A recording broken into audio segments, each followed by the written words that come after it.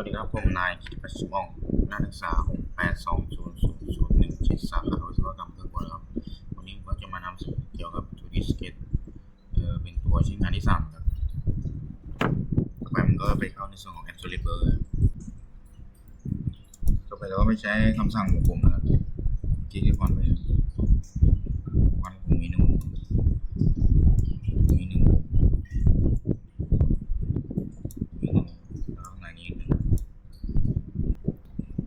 แล้วไม่ทำการวาดสามเหลี่ยมใช้เป็นคำสั่ง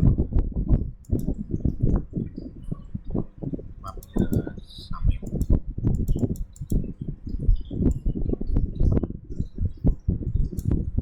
แล้วก็ทำรูปห้าเหลี่ยมเป็นรูปแบบนี้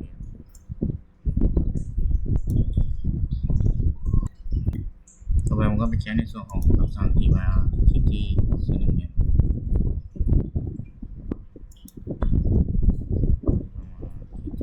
นนี้เส้นนี้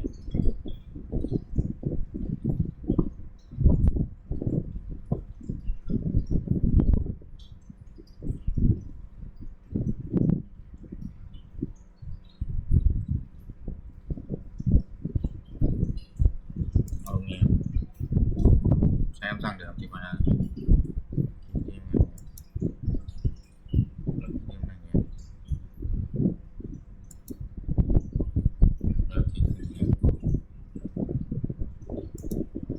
คำสั่งไลน์ครับที่วงกลมเส้นนี้มาที่เส้นนี้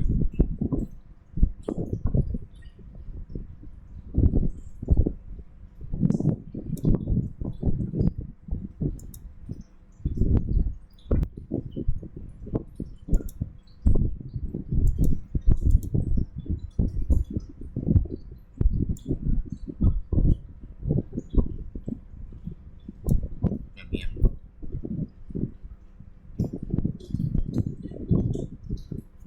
กด EC ต่อไปเราก็ทำ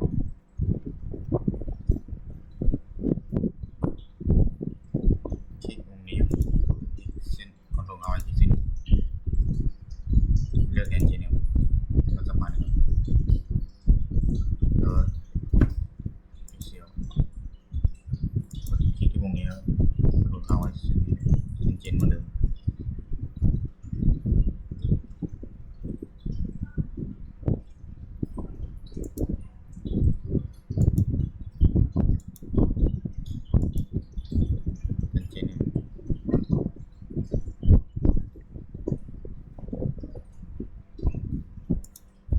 เราคลิกที่เส้นนี้ครับ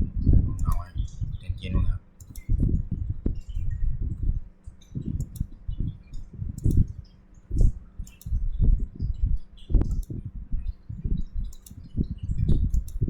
เป็นเจนด้วยกัน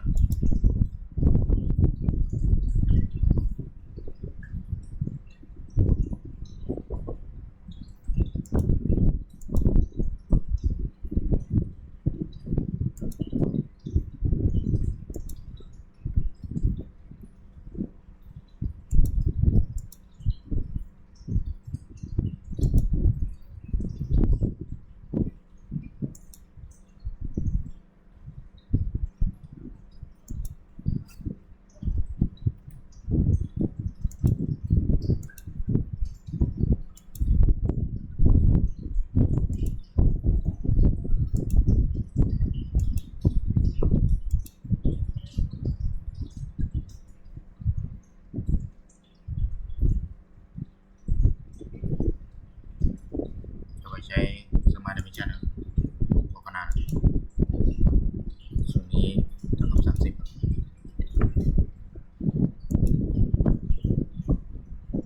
ส่วนนี้เท่ากับ60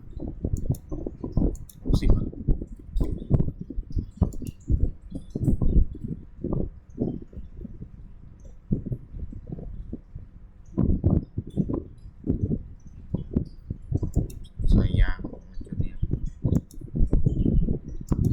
เกือบ30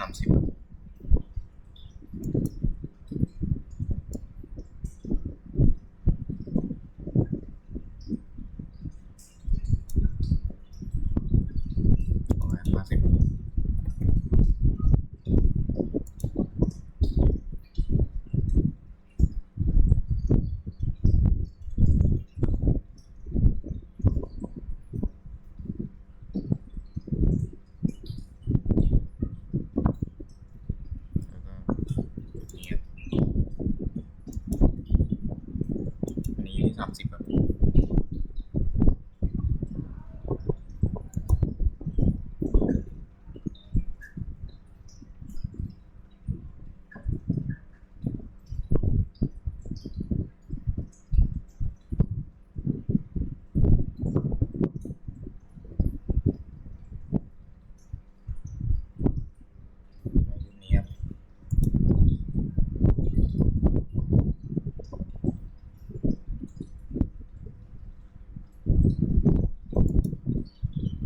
กว่า50ครับ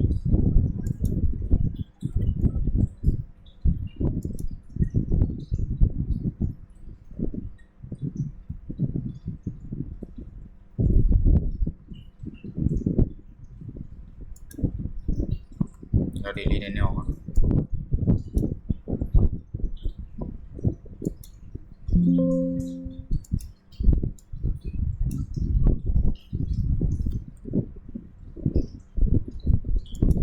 ว่าเป็น3 เหลี่ยม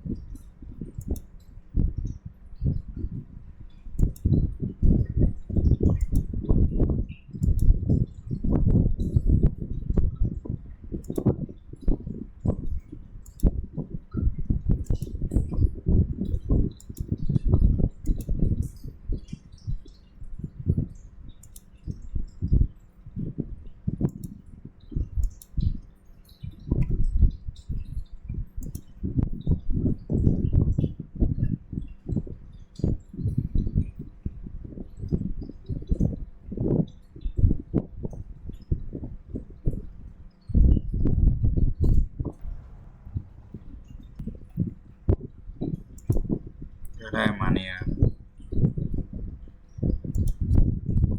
ต่อไปเราก็ทำการบอกมุมนะครับใช้สมาร์ทดิเมนชันคลิกที่นี้จะอยู่ที่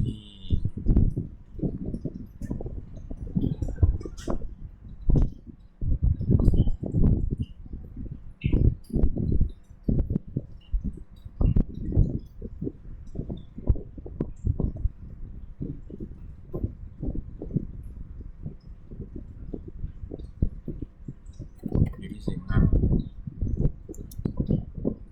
จะอยู่เนี่ยใช้ลายเหมือนเดิมครับเหมือนเดิม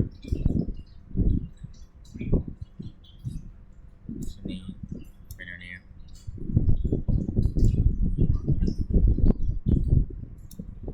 ใช้สมาร์ทดิเมนชันนะครับ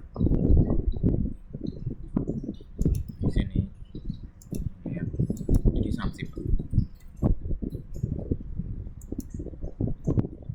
ต่อไปเราก็ทำการบอกขนาดของอันนี้อยู่ที่40ครับ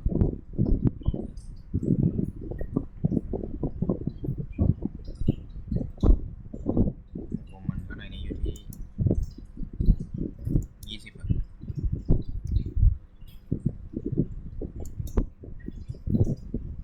ตรงนี้เท่ากับ30ครับ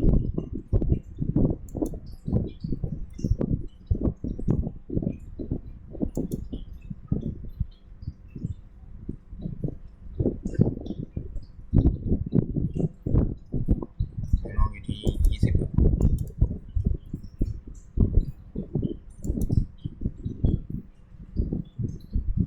วงในอยู่ที่10ครับ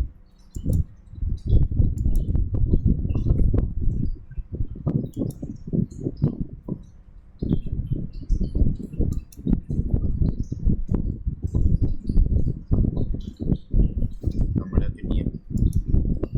เรากำหนดทางไว้แล้วเมื่อกี้จุดนี้เลือก vertical ให้มันอยู่ตรงกันแนวดิ่งเดียวกันใช้สมาร์ทดิเมนชันนะ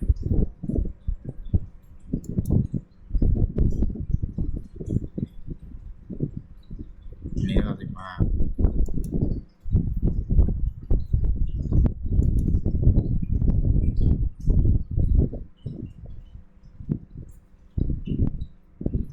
ต่อไปเราก็ extrude เรื่องนี้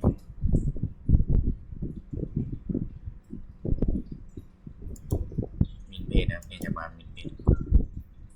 ติดรูปแบบต่อไป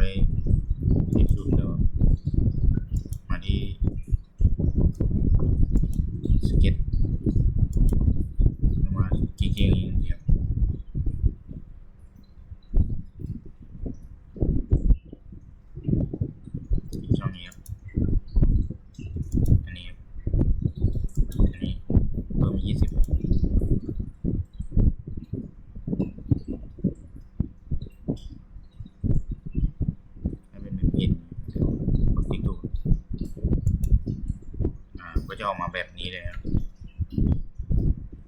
คลิปนี้ก็มานี้ครับ